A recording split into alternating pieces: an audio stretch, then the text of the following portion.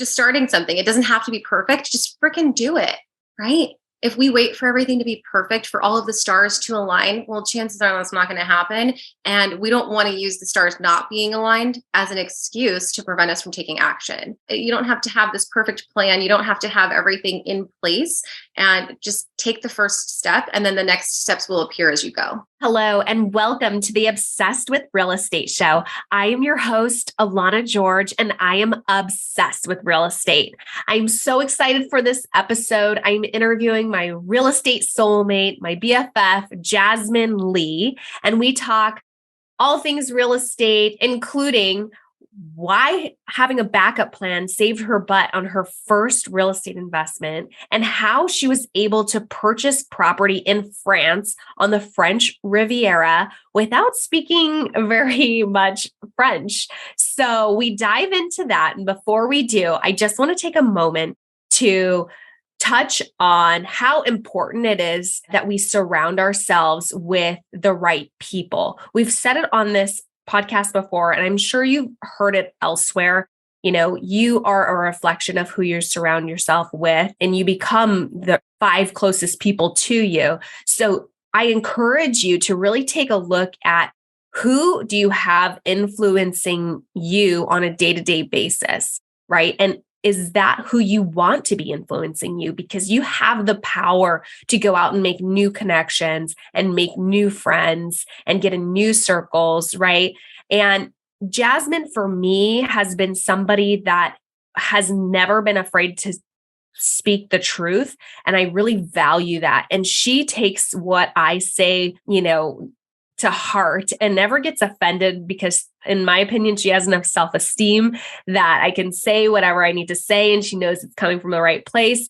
And I specifically remember one time she called me out and I needed to hear it. And I was not happy to hear it, but I needed to hear it. I had been talking about making a change in my career from a situation that I was unhappy in, but it was financially beneficial for me to stay. And she just asked me, why don't you leave? And I told her, just one more year. I'll leave after one more year. I have a plan, blah, blah, blah.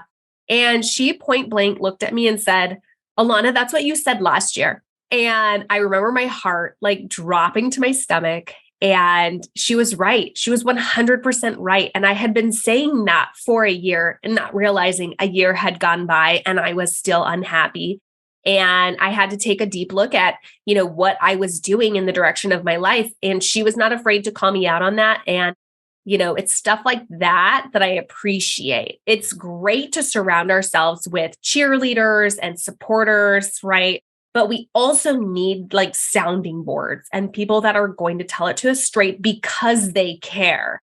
And we have been that for each other in this real estate journey, and it's been great. And there's a lot of ways where we're really similar and we jive. And there's a lot of times where we're so different that she drives me crazy. And I wonder, like, how am I friends with this person? She's such a nut. And I don't agree with all the decisions that she makes, but I feel comfortable always telling her that, right? And she can do whatever she wants. I can do whatever I want.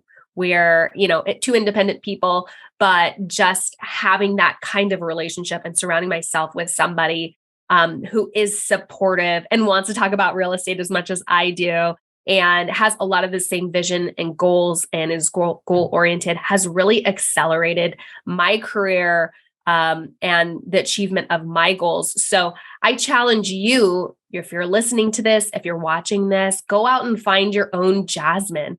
She kind of clung on to me and I wasn't sure how. I'm not really good at making friends, right? I always feel like inferior, blah, blah, blah, blah, like, oh, did I talk too much? I don't want to compliment her too much, but I want this person to like me, right? And I can easily overthink making friends. And, she's not an overthinker. She's just like, I want you to be my friend. Now we're friends. Like, I'm going to make you my friend. And it's like that quality is like so endearing to me. So either be the Jasmine or go find your Jasmine, but have someone or people in your life that are encouraging and supporting you and, always looking out for you. And with that, let's jump into the interview with Jasmine Lee. I am so excited to interview my real estate soulmate, Jasmine Lee. Welcome to the Obsessed with Real Estate show. Thanks, Alana. I'm very excited to be here. And as your real estate soulmate, I hope this makes for a really good episode. Me too. Me too. So Jasmine and I have known each other since about 2014 when we both got started in real estate sales. We started at the same company. And to my memory, all I remember was we decided to start going on brokers tour, which is, in the areas for realtors once a week. They do like a agents only open house during the week instead of the weekend. And we are like, yeah, we're going to learn inventory and learn Mountain View. And we decided to go every Friday. And then all of a sudden we were stuck together like glue. And I was talking to you like 17 times a day. Well, see, what I remember is going home after meeting you. I don't even remember if we met like in a class or what, but I remember going home and saying to my then boyfriend that I met this girl, Alana. She's the same age. She just got her license too. And I'm going to make her my new best friend. And he's like, okay, don't come on so strong though. You might scare her away. And I thought that was good advice. So I don't know if I came on strong or not, but you're still here. So thank you for being my friend. Yeah. Well, I'm still here for one reason or another. And you're the first person I talk to in the morning. And I check in with on a daily basis. And you actually are like the reason the Homegirls Accountability Group exists. Mm-hmm. So that's one of your strengths, accountability, as well as like a connector of bringing, like minds together, which is a really cool skill to have. And I'm very appreciative. But yeah, so BFF since real estate soulmates. And the reason I call you that, or you probably coined that. I called you that first. Yeah. The reason why I let you call me that. Right. Well, we were both in real estate sales and then also with investing, right? Mm-hmm. We're both very passionate about it. It fuels us. We want to talk about it all the time. We're basically about financial freedom. All about getting to financial freedom and talking about strategies. And you're constantly coming up with ideas and I'm filtering them for you. And it's a really great relationship that way. And so I think that's one of the ways we work. So that's I love you too. Yeah, that's what I was saying in a nutshell. I love you. So that's, a backstory on us. And now I want to shift a little bit to just Jasmine and tell me a bit. I mean, obviously I feel like I know everything about you, but for the listeners, tell me a bit about your background before you got into real estate sales as well as investing. Like what got you to real estate? So my pre-Alana, pre-real estate life, basically right before I was a realtor, I was doing sales at a bowling alley. I was doing inside sales. So people would call and they'd want to book corporate events or kids parties and I would book parties and I would get a small commission off of that. But it was not a good work environment. There wasn't a lot of upward movement and I didn't get paid hardly anything. So I think seeing the lack of upward opportunities is what prompted me to get into real estate, and also hating that job in general. I wanted to really make as much as I want, be my own boss and not have to deal with other people telling me what to do. I think that's a lot of what people get into real estate. But before that job at the bowling alley, I had a lot of other jobs just throughout the years. I was a server at various restaurants for 7 years. And I think serving was one of the things that gave me skills for all of the other stuff that I've done in my life. By the way, I think you can attest to that too, Alana. Yeah. Yeah, absolutely. I mean, serving has helped me in so many ways, and a lot of customer service / critical thinking and multitasking, I think goes in any industry that you're in. And I haven't had anybody come on the show and say that though. So that's pretty cool. Yeah. So that's a little bit of a background. I grew up mostly in Arizona. I was born in New York. I got out to California a little over 10 years ago now. It was the end of 2011. So yeah, that's in a nutshell, my history. Cool. And then you got your real estate license, and we happened to be at the same brokerage. And then what was the catalyst, or maybe it was always on the back burner, to get into investing? So I guess the real reason I got into investing was during a coaching call, actually, with my former Mike Ferry coach. So, Alana, you and I were a part of the Mike Ferry coaching program for a number of years. And I had so many valuable coaching calls with my first coach, and my second coach too, Kristen. She was great. But a lot of the calls that I had with Anne were earlier on in my career. And I just remember a lot of the things that she said to me during some of those calls. Mm-hmm. And I'll never forget the life-changing call that we had one day where she put me on this plan. And she asked me, she's like, what's your retirement plan? Like, you're going to sell houses, and then what are you going to do? You're going to sell houses until you die? And I was like, well, when you put it that way, no, I don't know. Yeah, but now I'm not. But not a good idea. And you were like, what? How old were you when you had this conversation with a coach? Probably 28, give or take a year. Okay. So she said to me during this call, this is your retirement plan. She didn't even ask me if I was okay with it. She just told me, this is what you're going to do. And so I said, lay it on me. And she told me to buy one property a year for the next 10 years. And so I think this must have been when I was 29, because my goal was to buy the first property by the time I was 30. And so buy one property a year for 10 years is what she told me to do. And then she said to pay them all off within 10 years of when I buy each one. And what was really cool was that she said it didn't matter where the properties were.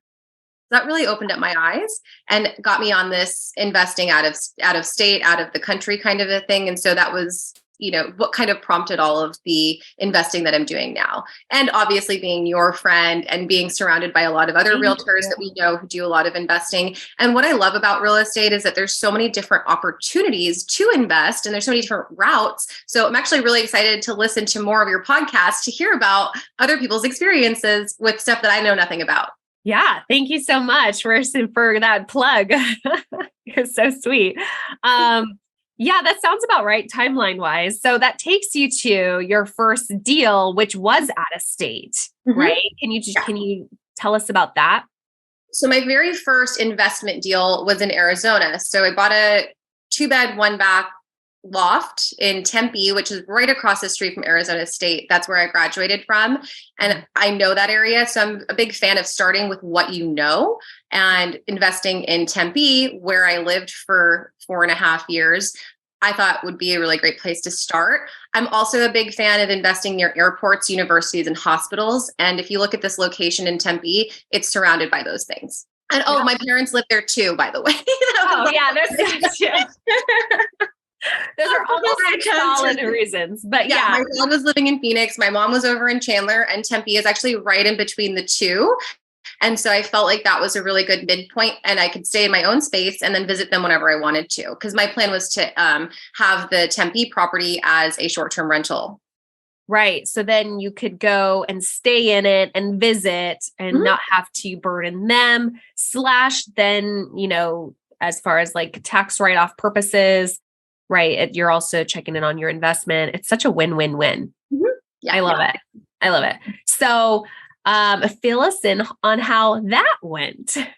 Okay. So that did not go as I wanted it to. I really wanted to have this, profitable short-term rental that I could stay in whenever I want. And for the first year, I think I lost like somewhere between $5,000 and $8,000, from a month-to-month cash flow perspective. I had to put in like a new washer dryer. I had to fix the air conditioner, so many things.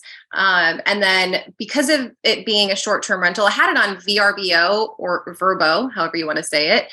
Yeah. And I had it on there. It was doing well. I was having a lot of bookings, but the problem with that was that I had so many overhead costs. So the cleaners and the property managers, those are such big fees. And plus the energy bill and the cable bill, all of these things. Normally in a long-term rental, you wouldn't have that kind of stuff, right? Like maybe you might have a property manager, you might not, but if you do, they're probably charging you less. And then you can offload the utilities onto the tenant so that you don't actually have to pay for those things. So between all of the overhead costs, it wasn't working for me financially.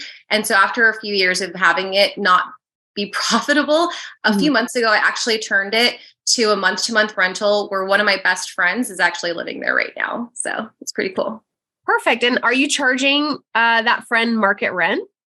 So I actually put it on Zillow I think it was back in May when I put it on Zillow.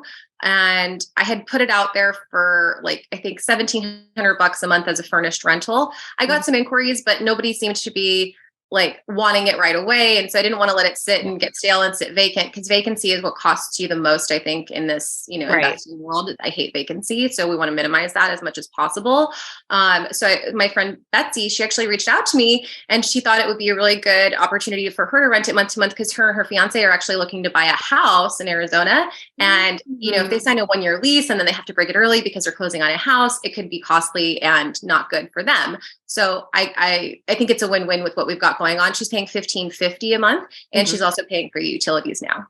Yeah, that sounds like a win-win. And it's also a win-win for you, as far as you bought in an area where you had a lot of contacts and networks. So, that also is helpful as well for anybody thinking like, they want to invest out of state because maybe they live in California too, where it's really expensive, right? Where do you have people? Where do you have the biggest network? We all, for the most part, have either friends or family that live out of state or from somewhere else. So I think that was a really great strategy to use. I want to circle back to, just for questions popping in my head.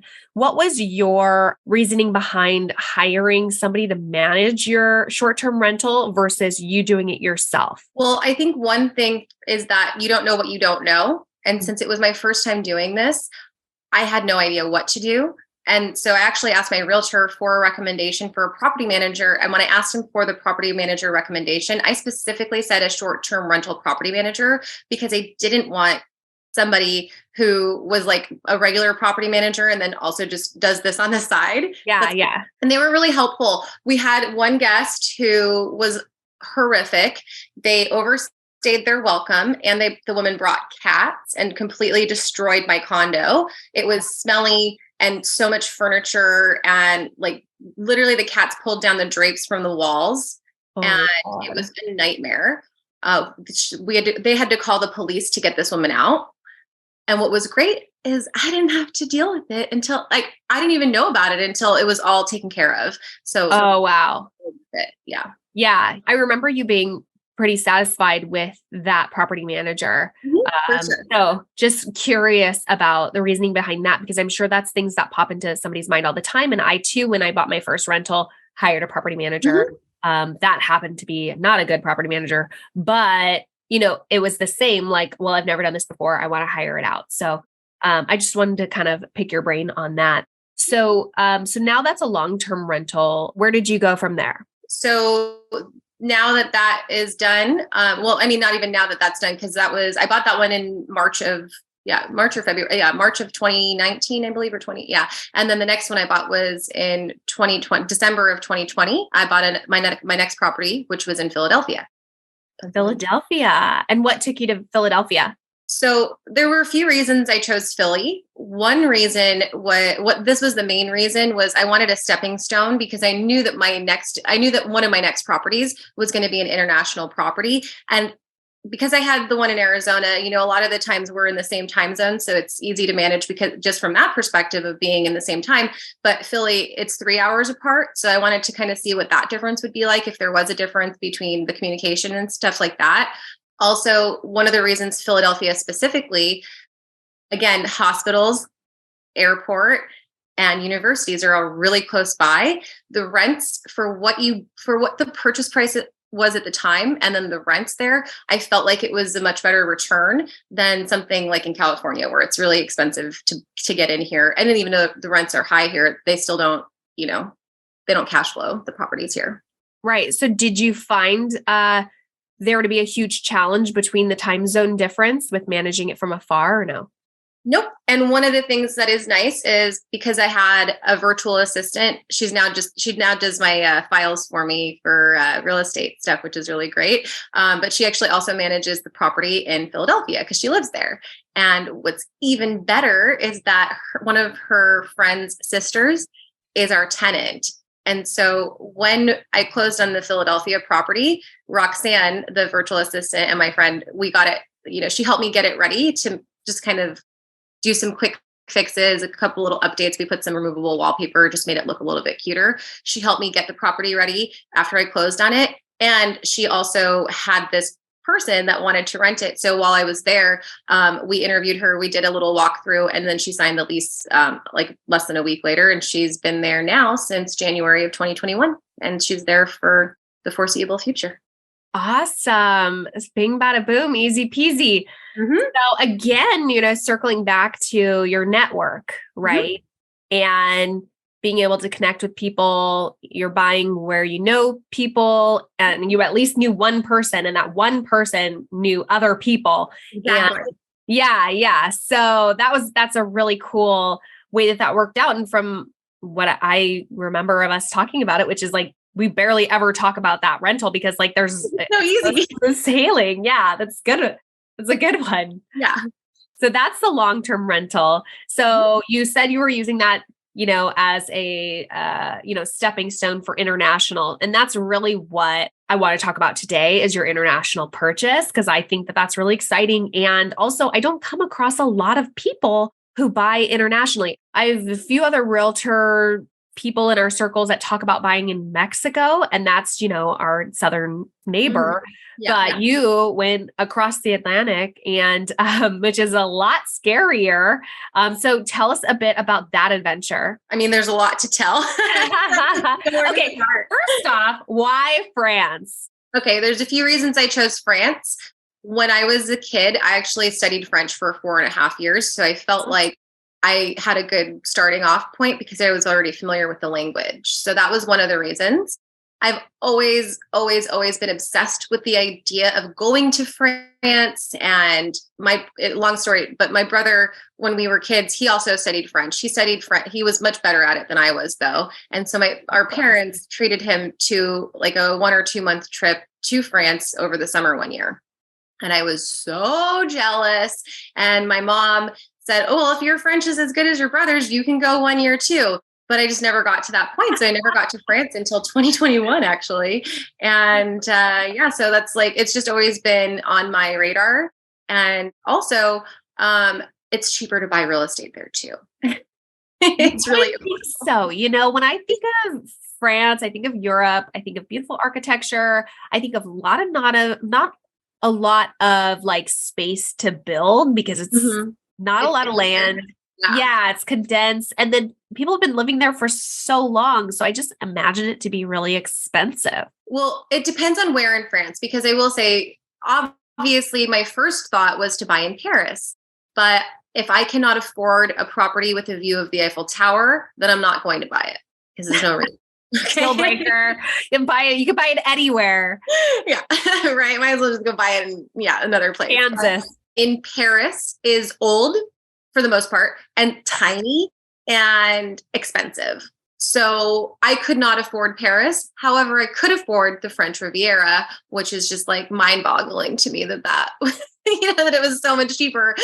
I got a very small place. The place I bought is a 250 square foot studio, but it's got a nice little balcony and a view of the Mediterranean. So what more could I ask for? Amazing. And where did you find that property? So where did I find the property and where did I find the realtor kind of go hand in hand? So when I went to France, one of my goals when I went on this trip was not only to explore France and have a good time, but I also wanted to leave with a property. That was big for me. Okay, but I didn't. Will shop for souvenirs. Yeah. Most people will shop for souvenirs, but you wanted to come back with a property in your name. Got it. Okay. Yeah, pretty much. Ambitious. Yeah. And so what I found was that a lot of the realtors didn't speak English that well. And I actually was just walking around in Nice one day because I was thinking that I wanted to buy a property in Nice because when I was looking online, there were so many affordable properties in Nice. Like you'd be amazed at how many properties exist under $200,000. It's ridiculous. And so I'm walking around going to all these different brokerages in Nice, just like looking for somebody to be nice to me and talk to me and have, a decent grasp on the English language. But I think it was my fourth office that I went into where I finally found the realtor. I walked in the office and I was like, is there anybody that speaks English here? And all the other agents pointed to the same guy in the big office. And so I'm like, okay, that looks like my realtor. Wow, that narrows it down. Yeah. like, oh, do you have time for me? Right? Can I talk to you? And da da da da da. And so in that meeting, when I sat down and I told him what I was looking for, he showed me 3 properties online that came up with the parameters that we discussed. I said, no, no, yes. And when I said yes, I was like, I'm leaving to go back to the States in 48 hours. Is there a way we can see this before I leave? And so he set up a showing for the next morning, and that was the property I bought. Oh my gosh, you are so wild. Did you find that there was any kind of like negativity or pushback with you being American buying in France? I think with the realtors that didn't speak English, they did not want to work with me. And it was very apparent that they didn't want to work with me. I don't think that they were necessarily rude. I just think that there was a language barrier. So I don't know that I was treated differently. But maybe I wasn't communicated with as much as I could have been because, even though I had a realtor who spoke French, there was still a gap. So what I'm also hearing is you never perfected your French enough for your and better than your brother's French, and you No, I did not. went and ultimate revenge. Yeah.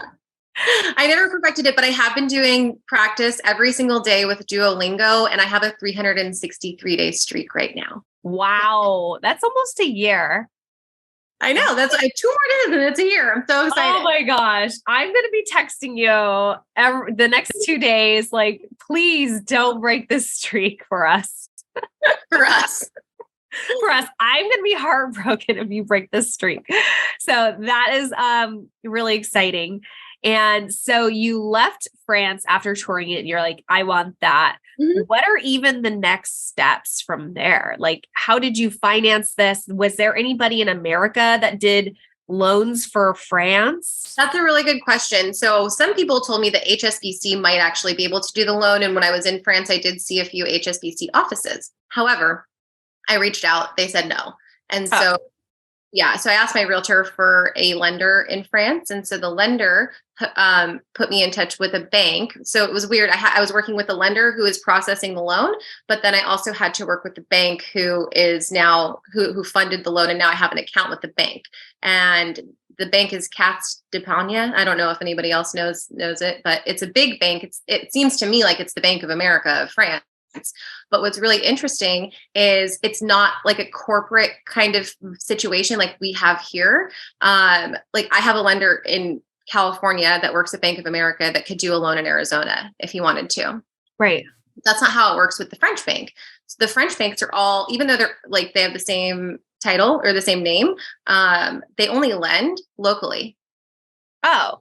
So one bank may say that they can do it, while another bank, you'll have the same numbers that you give them, and the bank will say yes, whereas another one would say no. So that's been really interesting. I have a friend who's French, but lives in California, and he is a lender in California, and he could not get a loan in France because of like certain, limitations. But then I gave him my person, and then they gave him a referral to call, and then that bank could do it, but a different bank couldn't.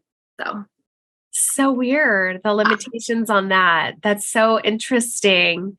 How regulated did you find the process to be, right? Because I've heard buying in like other countries like Central America, South America, it's a lot more handshaky, like not as documented, being a realtor in California, we have a 17-page document for everything we do. We have heavy disclosures, right? There's processes, there's waiting periods, right? There's like RESPA laws that we have to follow and respect. So like it's heavily regulated here. Mm-hmm. How much of that did you find there? I don't know, regulated or whatever, but what I thought was interesting about the loan approval process was that they had me fill out a health questionnaire because they don't want, so they were like, have you been hospitalized within the last 10 years? Have you ever been diagnosed with cancer? How old are you? Oh, these kind of gosh. things. Yeah. Kind of like an old insurance intake, mm-hmm. which that probably wouldn't fly here. I don't think it would, especially because you're not supposed to discriminate here against people based on their age. And that was where they didn't want to lend to people because the loan durations there are 20 years. Here, they're 30. I've even heard of 40-year mortgages here now, but I don't know if that's like going to be a thing or not really. But yeah, so if you're going to be a bank lending for 20 years, I guess you want to make sure that the person that you're lending to is in good health. And so that was kind of interesting. That's really interesting. I've heard that about Australia. And I was surprised about that they, if they're issuing like a 30-year, I don't know if it's 30-year there, but they want to make sure that you know, are going to live those 30 years. So they'll have an age cutoff, which just as an American, I'm like, oh my gosh, that's so discriminatory. You know, everybody gets loans. You can't like, and you know, the only basis you can like disqualify somebody for is for financial reasons, right? Yep. So that's so interesting to me.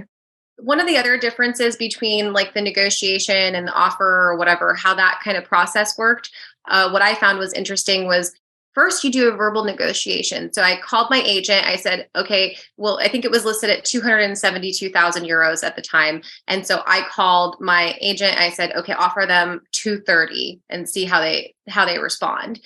And this was before we did anything in writing. I didn't even have a pre-approval letter from a lender, like nothing. It was just verbal dialogue. And so then they came back and he told me that the seller is not willing to, the seller came to, I think 248. And then I tried to go back at like 235 or 240 or something. And then they said, no, their seller is not going below 248. That's their bottom line. And they had been on the market for a while and they already had done a price drop or two maybe.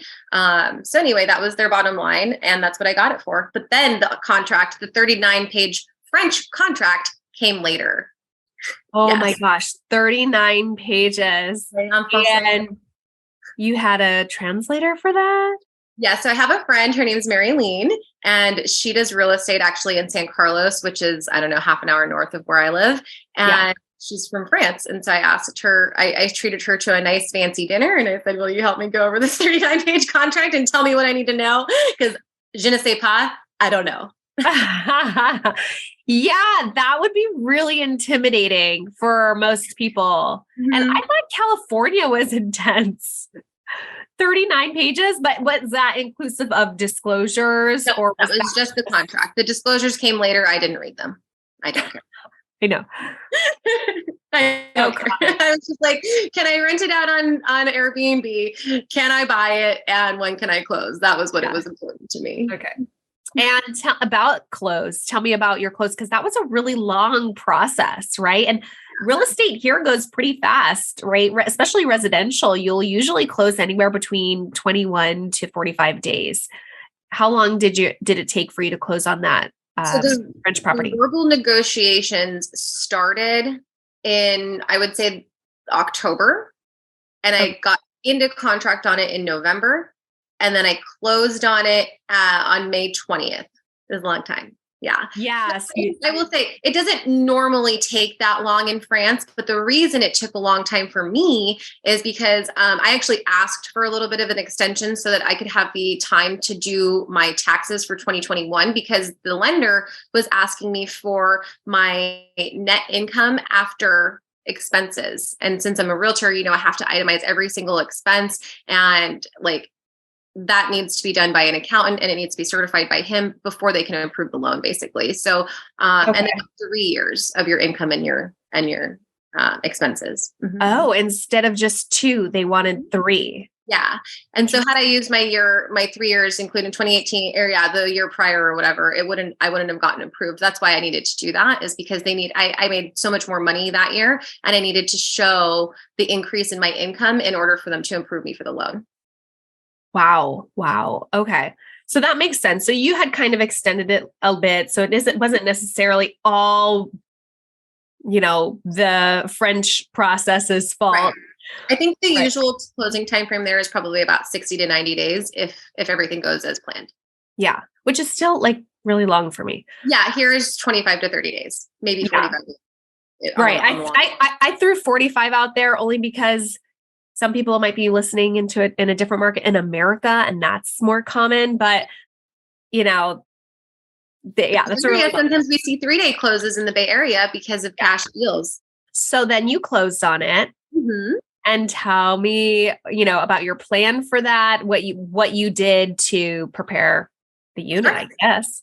So one of the really cool things in France is that when you transfer property, a lot of the times the furniture actually stays with it. So I got a lot of the furniture from the previous owners included with the sale, which was nice, because my plan was to rent it out on Airbnb. So I needed furniture, obviously, and that saved me probably a couple of $1,000s.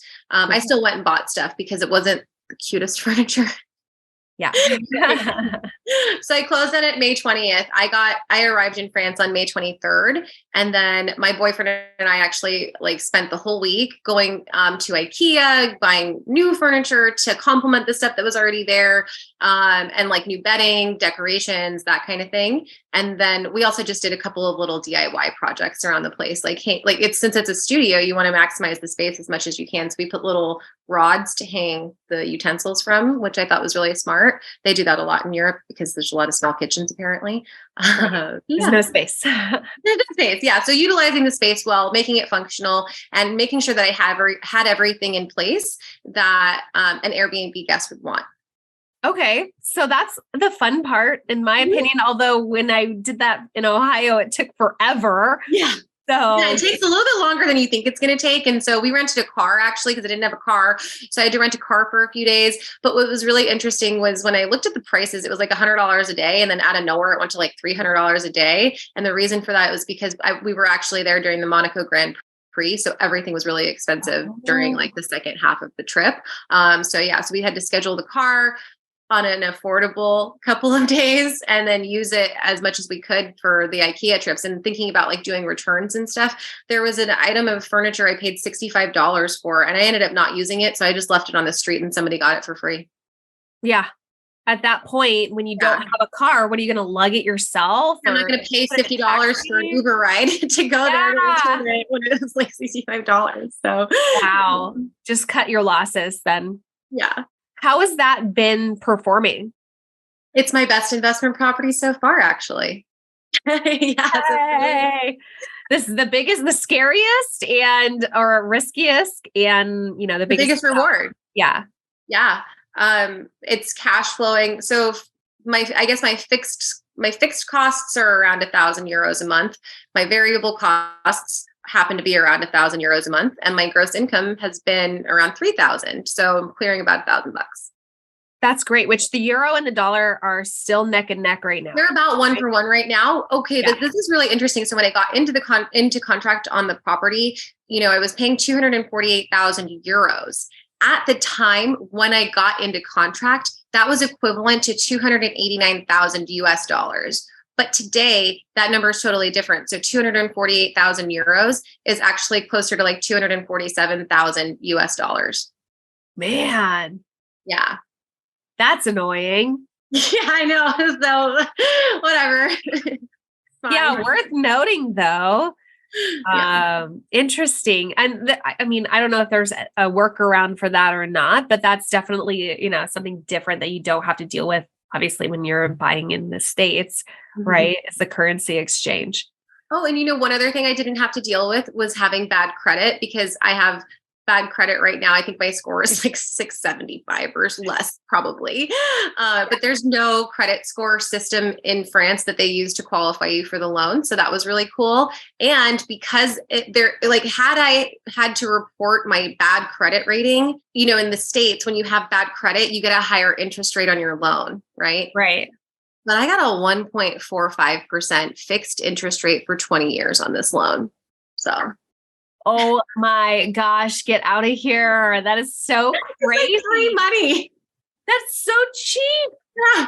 Oh my gosh. Everybody go to France, buy property. This is the new thing. Rates have gone up though, and they're in the low 3s apparently in France now, but that's still cheaper than what we're seeing in the States, which we're seeing anywhere in the low 5s to the low 7s, depending on the loan amount. Right. Yeah. That is amazing. And that's really interesting about not having a credit score system, but then they do check your health. So it's yeah, glad they didn't get on you for your asthma or something. I know. I was like, is it bad to say I have asthma? Yeah. How much do I have to tell? It's not There's like a physical. And if you said that you didn't, is that mortgage fraud? All of these questions are coming in my mind. I have no idea. Right? You're like, yeah, I'm healthy. And then you're not. Yeah. You go to prison for that? Oh my God. Okay. Okay.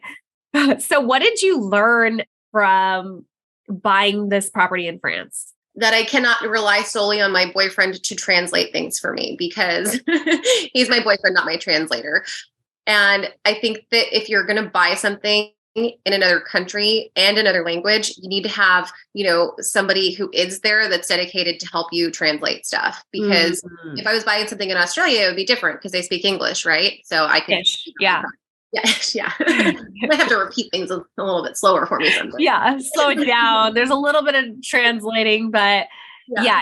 Oh, that's really interesting. Yeah. Depending on somebody for that is actually a really big ask of somebody. It is. It really is. And I don't want our relationship to be focused on the property. Like I want us to focus on us, and the property is just part of that, that pie, I guess. Right. Especially because it's yours, right? It's not together. It's right. Exactly. Yeah. Yeah. So that's also interesting because I've talked to people who are fluent in other languages, but when it comes to like real estate contracts, like that is a whole nother aspect. It's almost like a legalese. We call it in English, you talk about, contingencies and stuff like that. And you can really get into detail with some of the language that we don't use even in English on a day-to-day basis. So I can definitely understand, not that I think that, these people or your boyfriend are dummies and don't know their language, but language is very complex like that. Well, and to your point, right? Like I'm trying to remodel the bathroom right now. And so I had a contractor go by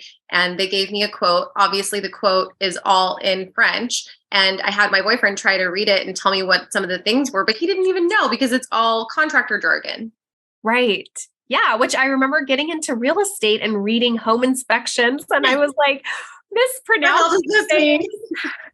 And it was so embarrassing. Like, luckily, one of my first clients was my brother and his wife, my sister-in-law, Jessica. But I was like diligently going through this home inspection report, which I was probably going over sections that I wouldn't go over today, but I just was trying to do my best and I didn't know what I was doing. And they kept talking about, I think it was joists or something under the house, like the foundation. And I'm like, hoists? And they thought it was like funny the first time, but I genuinely didn't know how to say the word. My sister-in-law, who worked as an executive assistant for a construction company, like a huge construction company, was like, sis, it's Joyce. Like, let's move on. We don't really care about this stuff. Like, where do we sign? I'm like, okay. But anyways, yeah, the language it's so complex when you get into these, specific categories, right? So that's super interesting. And I want to hear a little bit about, we know where your current portfolio is, right? You've got the Arizona long-term, started as short-term, now it's long-term. You've got the long-term in Philly. You've got the short-term in France. What are the current challenges that you're facing with managing these properties, or just where you're at in your career and investing career? So in my investing career, I guess the challenges that I'm facing right now are mostly with the France property because of the language barrier. So, I was just talking about how I got this quote to do the bathroom remodel, but I am not actually going to move forward with it because it's so much of a hurdle to talk to the property manager that I have and the contractor and like have them translate stuff and make sure that it goes correctly. It's hard enough to do a remodel in English. So that's actually really, really complicated. And so I put that on the back burner for now. I'm going to go to France again and try to find somebody who is a contractor who speaks English, which I have a guy, so I'm going to meet with him. Yeah, anyway, that was one of the things. So basically, yeah, it's just, it comes down to really the language, and remodels are hard in general. So yeah, I think that's been one of the biggest challenges is the language barrier. I would love for you to share a bit of a brag, time to toot your own horn. And I know you have a lot of things to be proud of yourself for doing. So try to narrow it down. Yeah. So I try to humbly brag. One of the things I'm obviously proud of is the France property, because like you said earlier, not a lot of people have done that. And what's really cool is when I go to these other meetings with the other realtors, I'm on the board for our local association. And so I'm surrounded by agents who have been in the business for like 20 or 30 years. And I always love to ask them what has been their best investment. And it's so great to hear all the different things that people say. Some people tell me commercial. One lady told me wine, actually. She invested in cases of wine that she would buy from Bordeaux, and then she would just let them age, and then she would sell them off. Like, so brilliant. I would never even think of doing something like that. But what was fascinating was that at the table one day, one of the guys pointed out that nobody else owned international real estate, but they all own different kinds of real estate. So I thought that was really something to be proud of, is owning the international property. One other thing that I'm proud of too is scaling back a little bit, like delegating and not taking everything on myself, like having the property manager. It's really hard to delegate when you're your own business sometimes, because you want to control everything. So I think I'm proud of myself for the delegation stuff too. That's been really good. Yeah, that's something worth being proud of. It is really hard to delegate, right? Especially coming from, if you have any ounce of perfectionism in you, it's really hard to just let go of the results after handing something over. So that is definitely something to be proud of. And it's something that I work on all the time. Yes. Like, who could do this for me? And there's a really good book. I'll throw it out there. Who, Not How, if you haven't listened to it. I found that it was a lot of philosophy of, convincing me like, hey, somebody else could do this better than you. But, and a few practical steps, but mostly just, getting my head wrapped around the idea of I'm self-sabotaging if I'm not delegating. Mm-hmm. Yeah. So thank you for that. And if you were to travel back in time and talk to your 18-year-old self, what would you tell 18-year-old Jasmine Tiffany Lee? I would tell her to always have a backup plan, because that is what I learned with the first property in Arizona, actually, because, my original plan was to have it as a short-term rental and to be profitable. That was part of the plan, was to make money, but I had it as a short-term rental and it wasn't making any money. So I had to go to my backup plan, which I had set from day one. I told myself, I'm going to give it an amount of time to do what I want to do with this short-term rental thing. And if it doesn't work out, I'm going to go to plan B. And plan B was to do a long-term rental. So that's what I've got now with my friend Betsy, who's living there. So I think it's really important to always have a plan B. Excellent advice. Yeah, I agree. Great idea on that. And I'm glad that you were able to pivot that and not keep losing money on it. Yeah, me too, because now it's cash flowing, which is fantastic. And it's also a lot less stressful too, because I don't have to worry if the cleaners have gone by in time for the guest who's checking in that night, like that kind of thing. It's so nice. Do you think that wasn't cash flowing because the overhead was higher than you anticipated? Is that why, or was their demand lower? Maybe it was a combination of both. When you look at the market in Arizona, I was looking at it from the lens of there's going to always be people that want to stay here because the university is there, and you're going to have parents visiting their kids. You're going to have, a lot of people coming for being close to ASU. But what was really interesting was I actually had more long bookings when I had that, when I had it on VRBO. Like I had a couple where they stayed for 3 weeks or 3 months, which was fantastic. You don't really get that in destinations like Villefranche, where my property is in France, because that's just for people to go for like maybe 3 to 7 days. They don't really stay longer than that. Interesting. And the way that it works with short-term rentals, the longer that you stay, usually people like me who have their properties on these websites, they have a discount built in the longer you stay. So if they stay for more than a month or more than a week or whatever, you can have these auto discounts already programmed. So I was having longer stays and getting, less per night, but then also having a lot of expenses that I still had to cover. Interesting. Okay. I was just curious about that. I mean, it's probably the same advice to your 18-year-old self, right? The advice to beginners, unless you have any other advice that you'd love to give to somebody just wanting to start out in real estate investing, what would you tell them? Well, I actually really liked what you said on one of your previous episodes about starting something. It doesn't have to be perfect. Just freaking do it. Right. If we wait for everything to be perfect, for all of the stars to align, well, chances are that's not going to happen. And we don't want to use the stars not being aligned as an excuse to prevent us from taking action.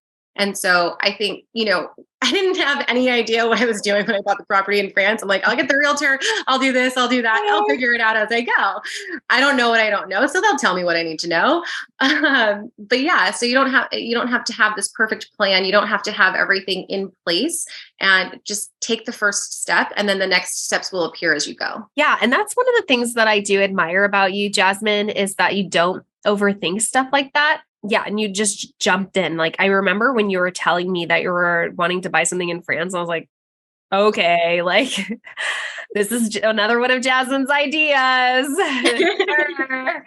Because you're definitely also an idea person and constantly coming up with these grand ideas. And you just did it. You just said, I'll figure it out as I go. Right. There's a saying, and I'm probably going to butcher it, but just jump and figure out the parachute on the way down kind of thing. And that was you. And so like channeling my inner Jasmine helped with starting this podcast because, you can figure it out as you go. Like, I definitely know that there are better platforms to be recording this on, right?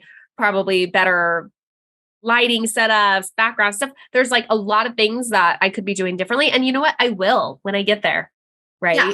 You can only do what you can do right now. And that's enough momentum to get where you're supposed to go. So, kudos to you on that, or your parents for raising you that way, or nature for making you that way. I'm not sure, but what you believe in. But I'd love to hear about who or what has been your biggest inspiration in your real estate investing career? Who has been my biggest inspiration? Well, you're one of the people, because, you and I obviously talk about real estate 24/7. We can't get enough of it. And so bouncing off ideas with you and the questions that you ask me, sometimes I don't ask myself. So it's really great that we have the back and forth that we have. And so I really like that. As far as other people who have influenced me, like I said earlier, my previous Mike Ferry coach, Anne, she's been a big resource for me. Trying to think if there's anybody else off the top of my head. I'll have to if I think of anybody else, I'll let you know. Okay. And I just want to throw a little tip or life hack out there. Something that Jasmine would do was she would record these coaching calls that she had, because we were paying a lot of money for this real estate coaching program. And it's not like she was secretly recording it. Like, they knew, they encouraged it, right? She recorded her calls, and then she'd re-listen to them either again the next week, or the highlighted ones, she would re-listen to it over and over again. And I think this is a great tip for any coaching program, because I know in real estate investing, there's a lot of mentors that you can have. There's a lot of coaching programs, right? And to actually not just have the webinar recording, but to actually go back and listen to it and watch it again. If it was, valuable content, if you had a great call with your coach, if you have a one-on-one or group calls with whatever coaching program that you have, right? Record the calls and actually put the time and the energy, because you're paying the money and you want the education. And if you want this bad enough, you're going to take the time to re-listen to this material. It used to be part of my Sunday routine, actually, because every Sunday, you and I put our schedules together for the week. And so before I would put the schedule together, I would actually listen to the coaching call from that week. And then that way it was fresh on the top of my mind, and I could implement the things that we talked about and actually put them on the schedule, because you and I have both learned, if it is not on the schedule, the chances of it happening are close to zero. Yeah, exactly. If it's not on the schedule, it's probably not happening. I'm sorry. I'm sorry. Try. Anybody in my life has the freedom to ask me if what they're asking of me is on my schedule, because that is the accountability. If you ask me to come to something, you could send me a calendar invite. You could double check. Sometimes I reply to people, okay, it's in the calendar. Just like now it's happening. Your kid's having a birthday, It's in the calendar. I'll be there. Great. Now I want to hear about maybe a book recommendation that you have, or, Sure. even something, a podcast that you're listening to that you'd, other than obviously your best friend's Sure. podcast. Um, what could you recommend to the listeners? Okay, so there's a couple of books that stand out for me. One of the books actually is one that you gave me, The Only Woman in the Room. It's about, I think, 20 different female real estate investors, and you hear their stories and their backgrounds and how they got started and like the struggles that they experienced and what they learned. And I think that that's a really great book. So thank you for, getting that for me. It really opened my eyes to other forms of investment, like public storage is something that we've talked about before, but I learned more about it in that book, and it was really appealing, some of the things that she was pointing out. So that was really cool. Another book, this should not surprise you because we've talked about this book before and I've read it multiple times. This is I know. The Compound Effect.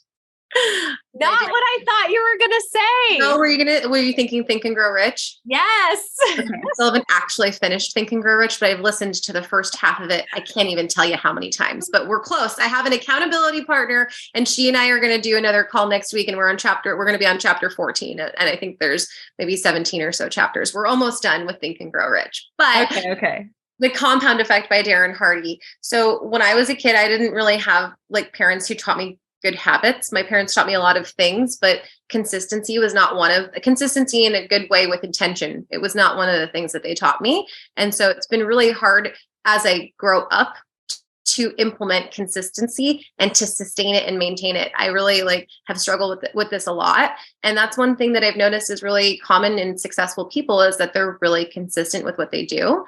And so that's something I've been trying to improve. And so the book, The Compound Effect, talks about the importance of consistency and how that compounds over time. I do love that book. We read that so long ago. I've read it multiple times. I read that one probably like every other year because it's so good. Oh, really? Okay. I gotta circle back to it, but I'll go ahead and put all the links to these books in the show notes if anybody's interested, and also reading along with them. Tell me something that you're currently obsessed with. You mean apart from the Obsessed with Real Estate show? Yes, and being obsessed with me, obviously. I know, I should change the ringtone. No, anyway. Well, obviously I'm obsessed with real estate just as much as you are. And right now I want to buy more properties internationally. I don't know where the next one will be, but I'm trying to figure that out right now. So I am obsessed with properstar.com. Properstar.com is my Zillow on an international level. Oh, properstar.com. Yeah. Okay. Exactly. Properstar.com, like my business partner, Selena, and I was asking her the other day, like, okay, if you're going to buy an international property, where is it going to be? And so she said either England or Croatia. So it's like, let's see what we can buy in Croatia. And then we went down the rabbit hole of what's for sale in Croatia on ProperStar, and it was fantastic. So I'm really obsessed with ProperStar. I think it's a really great resource if you're looking for international property. And there were a lot of properties under $250,000 in Croatia that had a water view. And that is amazing. And I think I remember you sending me a couple of those. Yeah. Why wouldn't you buy in Italy? Because I know that you also have a lot of not ties there, but your heart, you love Italy. You visited there multiple times as well. Yeah. So my Italian is not nearly as good as my French. Oh, okay. I can say ciao bello, and that's about it. Or grazie mille, but that's all I can really get in my mind. Okay. Well, it sounds like you don't really even need to speak the language, judging by I guess I just need to hire a good translator. Sure. But with Italy, okay, so what's really interesting, I'm obsessed with Positano. That's like on the Amalfi Coast. It's beautiful. And it's a town of about 4,000 people. It's like a little fishing. It originated as like a little fishing village. And I couldn't afford Positano. And that's how I ended up stumbling upon Villefranche, because it is also a small town of about 4,000 people. And it has the similar style, architecture, all that kind of stuff. So I found my Italy in France, basically. And a fun fact, by the way, is this part of France used to be in Italy at some point, a very long time ago. So. Oh, that is a fun fact. Yeah. But I'm not sure if any of the listeners heard about these incentives that were being offered to people in Italy back in 2019.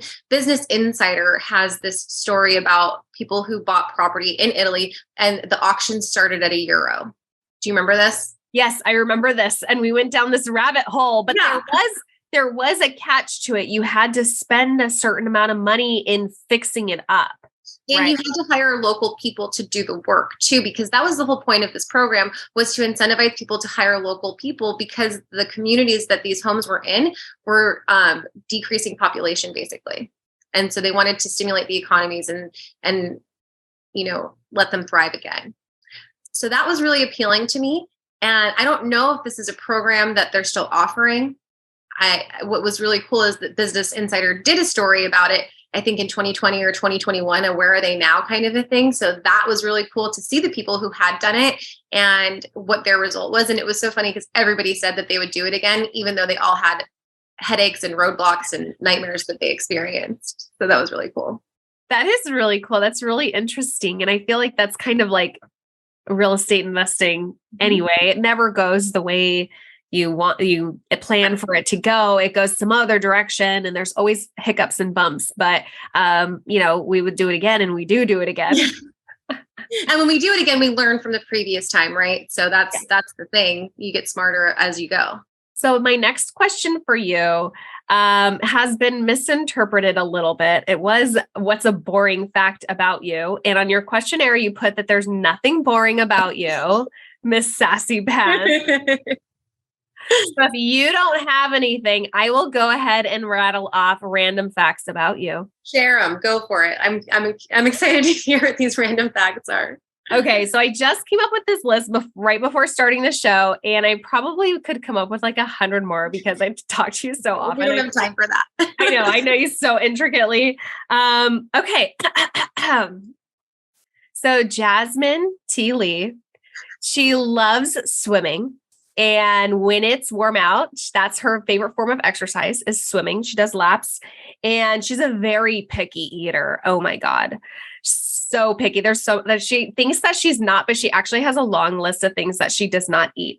And she's obsessed with Trader Joe's. And if Trader Joe's doesn't carry it, then she's not eating it because she only shops at Trader Joe's. And she has never watched the original Grinch movie. And that is wild. And I just found this out. So I'm going to have to do something about this because it's like literally like a 15-minute long movie, a cartoon that is a staple to me. So if she, I'm going to Grinch her. And Elf is also one of our favorite Christmas movies. Elf is a classic as well. So I'm glad you're on the same page there. She has virgin hair. She has beautiful hair that she doesn't have to style. She did flat iron it for this episode because she cares about us. And she wanted to look her best, but she naturally gets out of the shower and just lets it air dry. And it's amazing. And I wish that I could do that. And it has a body and color. It's a, beautiful chestnut color, and she doesn't have to do anything to it. And I'm jealous. And we had a scare when it started falling out, and she were diagnosed with alopecia.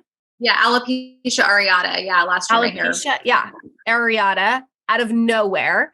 And now you've recovered from that and you handled that beautifully and gracefully. So that's more of an interesting fact than a boring fact, but that started off as a boring fact. Yeah. And you are of a motivational junkie. Yeah. You had a spurt of motivational speaking that you did engagements on. And you think that you have a Disney princess connection to all of the animals that you meet. Yes, all of the animals and I are one. Yes. So there is a list of facts that you didn't know about Jasmine Lee. And like I said, I could have a million more. But there you go. Those are, little known facts. And they're not boring, but not ones that you would talk about on a day-to-day basis. Sure. So what's next for you, Jasmine? Well, so we've already kind of talked about it, is buying another property, right? It's just where. I think that's what's next is figuring out where it's going to be. We've talked about Italy. Now Selena's got me thinking about Croatia, especially since it's so affordable and you get a really Have you been there? No, I've never been to Croatia, but I can put it on the list of places to go. Okay. Well, how about this? You go there and then you don't leave until you buy something. Well, that's what I was thinking. I was going to bring Selena with me so that she can buy something too. Perfect. Yeah, it's a plan and just do it like you do. Where can the listeners and the watchers get more information on you or connect with you? So that's easy. Instagram at Realtor to Watch, REALTOR to Watch. It's not realtor, just so you guys know. We talk about that in real estate sometimes, buddy. But anyway, Realtor to Watch on Instagram. That's the best way to reach out. Perfect. And we'll put that in the show notes as well. Thank you so much, Jasmine. This was so much fun chatting with you and doing a deep dive really into all of your investing and your France purchase. Big kudos to you.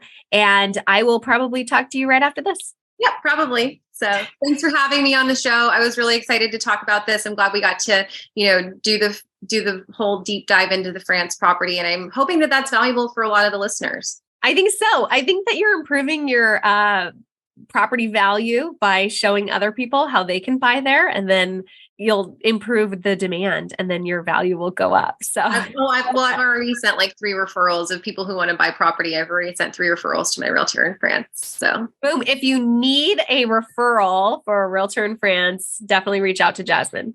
Yep, there you go. Awesome. All right, talk to you soon. Bye-bye. Well, there we go. There is our interview with my best friend, real estate soulmate, Jasmine Lee. I appreciate you listening to this podcast. This was a bit more of a personal episode as Jasmine is so close to me. And, I definitely appreciate the opportunity to be able to share my best friend with you all and our relationship. And if you enjoyed this episode, please share some love. Leave us a 5-star review. And I can, reach more people. And I would appreciate that. Feel free to subscribe, like, follow, all of the above on any platform you're listening or watching on. And if you'd like to connect, please do so on TikTok or Instagram, AlanaGeorge_real estate, or go to the show website, obsessedwithrealestateshow.com, where you can give some feedback. Let me know what topics you'd like. You can also apply to be on the show. Just send me a message. I love meeting new people and interviewing new people. And you can also connect with me if you're interested in any future investing opportunities at clearconnectioncapital.com.